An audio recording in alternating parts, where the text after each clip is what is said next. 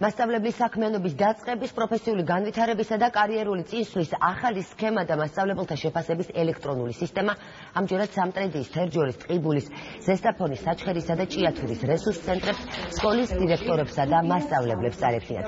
სქემის ეტაპები და მუშაობის დეტალები პედაგოგებს პროფესიული განვითარების ეროვნული ცენტრის და განათლების მართვის საინფორმაციო სისტემის წარმომადგენლებმა გააცნეს. მასწავლებლის პროფესიული განვითარების და კარიერული წინსვლის სქემის მიზანი თანასწორობის და სამართლიანობის პრინციპის დაცვით პედაგოგთა კვალიფიკაციის ამაღლება, პროფესიული განვითარება და ხარისხიანი განათლების დამკვიდრება.